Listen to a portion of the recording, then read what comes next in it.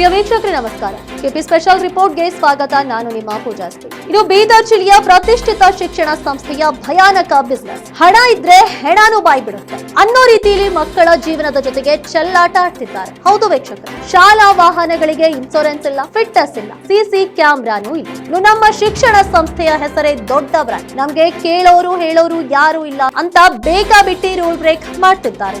ಎಲ್ಲಿದ್ದೀರಿ ಶಾಸಕ, ಸಚಿವರೇ, ಅಧಿಕಾರಿಗಳೇ? ಮಕ್ಕಳ ಪ್ರಾಣಾಪಾಯಕ್ಕೆ ಯಾರ್ರಿ ಹೊಣೆ ಅನ್ನೋದು ಇದೀಗ ಪ್ರಶ್ನೆ ಆಗಿದೆ. ಸ್ವತಃ ತಂದೆ ತಾಯಿನ ಅಥವಾ ಶಾಲಾಡಳಿತನ? ಇನ್ನು ಎಲ್ಲ ಗೊತ್ತಿದ್ದು ಗೊತ್ತಿಲ್ಲದಂತೆ ಕೂತಿರುವಂತಹ ಅಧಿಕಾರಿಗಳೇನ? ಮಕ್ಕಳಿಗೆ ಬಸ್ ನಲ್ಲಿ ಸ್ಕೂಲ್ಗೆ ಕಳಿಸಿದ್ರೆ ಮಾತ್ರ ಜವಾಬ್ದಾರಿ ಮುಖ್ಯಸ್ಥ. ಇನ್ನು ಶಾಲಾಡಳಿತ ಕಲ್ಪಿಸ್ತಿರುವಂತಹ ಸಾರಿಗೆ ಸೌಲಭ್ಯ ಎಷ್ಟು ಸರಿ ಇದೆ ಅನ್ನೋದು ತಿಳಿದುಕೊಳ್ಳೋ ಅಗತ್ಯತೆ ಇವತ್ತಿನ ಪೋಷಕರಿಗಿಲ್ವಾ? ಇನ್ನು ಬಸ್ ಹತ್ಸೋದು, ಶಾಲೆ ಕಳಿಸೋದು ಮಾತ್ರ ಆಯ್ತು. ಬಸ್ ಫಿಟ್ನೆಸ್ ಇದೆಯಾ? ಬಸ್ ಇನ್ಶೂರೆನ್ಸ್ ಇದೆಯಾ? ಬಸ್ ನಲ್ಲಿ ಪ್ರಥಮ ಚಿಕಿತ್ಸೆ ಕಿಟ್ ಇದೆಯಾ? ಇನ್ನು ಬಸ್ ನಲ್ಲಿ ಸಿಸಿ ಕ್ಯಾಮೆರಾ ಅಳವಡಿಸಲಾಗಿದೆಯಾ ಅನ್ನೋದು ತಾವು ಯಾವತ್ತಾದ್ರೂ ಖಚಿತಪಡಿಸಿಕೊಂಡಿದ್ದೀರಾ? ಇನ್ನು ಪ್ರತಿಷ್ಠಿತ ಶಿಕ್ಷಣ ಸಂಸ್ಥೆಗಳು ತಮ್ಮ ಬಿಸ್ನೆಸ್ಗಾಗಿ ಮಕ್ಕಳ ಜೀವನದ ಜೊತೆ ಬರೀ ಚೆಲ್ಲಾಟ ಆಡ್ತಾ ಇರೋದು ಆಯ್ತು. ಇನ್ನೇನೋ ದುರಾದೃಷ್ಟವಶಾತ್ ಅಪಘಾತ ಸಂಭವಿಸಿ ಅಳಲು ತೋಡ್ಕೊಳ್ಳೋದೇ ಆಯ್ತು.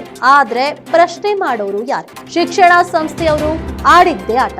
ಮಕ್ಕಳಿಗೆ ಪ್ರಾಣ ಸಂಕಟ. ಇವಾಗ್ಲಾದ್ರೂ ಅಧಿಕಾರಿಗಳು ಎಚ್ಚೆತ್ಕೊಳ್ತಾರ? ದಾಖಲೆ ಪರಿಶೀಲನೆ ಮಾಡ್ತಾರ? ಮಕ್ಕಳ ಸುರಕ್ಷತೆ ಕಾಳಜಿ ವಹಿಸ್ತಾರ ಅನ್ನೋದು ಕಾದು ನೋಡ್ಬೇಕಾಗಿದೆ. ಇನ್ನು ಇದ್ರ ಬಗ್ಗೆ ಸಾಮಾಜಿಕ ಕಾರ್ಯಕರ್ತರು, ಹಿರಿಯ ನಾಗರಿಕರು ಏನು ಹೇಳ್ತಾರೆ ಅನ್ನೋದನ್ನ ನೋಡೋಣ ಬನ್ನಿ. ನಾನು ಈ ಮೂಲಕ ಒಂದು ವಿಷಯ ಹೇಳಕ್ ಇಷ್ಟಪಡ್ತಾ ಇದ್ದೀನಿ. ಈ ಏನು ಶಾಲಾ ವಾಹನಗಳು ಓಡ್ತಾ ಇದೆ ಅದರದ್ದು ಫಿಟ್ನೆಸ್ಸು ಹಾಗೂ ಪಾಲಿಸಿ ಮುಗ್ದು 3 ರಿಂದ 4 ವರ್ಷ ಆಯಿತು. ಅದರದ್ದು ಎಲ್ಲ 10 ರಿಂದ 15 ವರ್ಷಗಳ ನಾವು ಒಂದು ತನಿಖೆಯನ್ನು ಮಾಡಿದ್ವಿ. ಆ ತನಿಖೆಯಲ್ಲಿ ನಮ್ಮ ಹತ್ರ ಆಧಾರ ಕೂಡ ಇದೆ. ಏನಪ್ಪ ಅಂದರೆ ಇದು ಫಿಟ್ನೆಸ್ ಮುಗಿದು 3 ರಿಂದ 4 ವರ್ಷ ಆಗಿದೆ. ಇದಕ್ಕೆ ಸಂಬಂಧಪಟ್ಟ ಅಧಿಕಾರಿಗಳು RTO ಕೂಡ ಇದಕ್ಕೆ ಗಮನ ಹರಿಸಬೇಕು.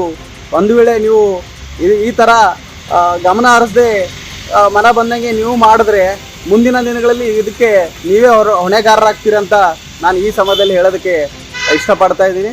ಧನ್ಯವಾದಗಳು.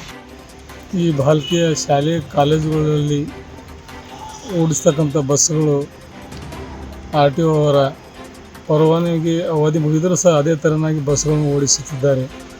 ಆ ಬಸ್ಸುಗಳು ಅಪಘಾತವಾಗಿ ಏನಾದರೂ ಆಗಿ ಸಂಭವಿಸಿದರೆ ಇದಕ್ಕೆ ಯಾರು ಹೊಣೆಗಾರರು? ಇದಕ್ಕೆ ಸಂಬಂಧಪಟ್ಟಂಥ ಅಧಿಕಾರಿಗಳು ಇದರ ಬಗ್ಗೆ ಗಮನ ಹರಿಸಬೇಕು. ಜೊತೆಗೆ ಈ ಶಾಲಾ ಕಾಲೇಜು ವಾಹನಗಳೆಂದರೆ ಮಕ್ಕಳು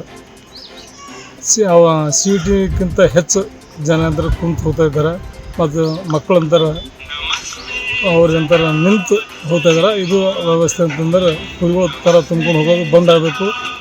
ಕೇವಲ ಸಿಂಗಲ್ ಮಕ್ಕಳು ಒಂದು ಸೀಟ್ನಾಗ ಎಷ್ಟು ಆಸನ ಇರ್ತವೆ ಅಷ್ಟೇ ಮಕ್ಕಳು ಕುಂತು ಹೋಗಬೇಕು.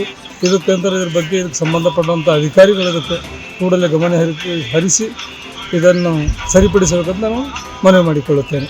ಬಾಲ್ಕೆಯಿಂದ ಸ್ಯಾಂಬಲ್ ವರದಿ. ಇದೇ ಈ ಹೊತ್ತಿನ ಕೆಪಿ ಸ್ಪೆಷಲ್ ರಿಪೋರ್ಟ್. ಇಂಥ ಮತ್ತಷ್ಟು ಅಪ್ಡೇಟ್ಸ್ಗಳಿಗಾಗಿ ನೋಡ್ತಾ ಇರಿ ಕೆಪಿ ನ್ಯೂಸ್ 24/7. ಧನ್ಯವಾದಗಳು.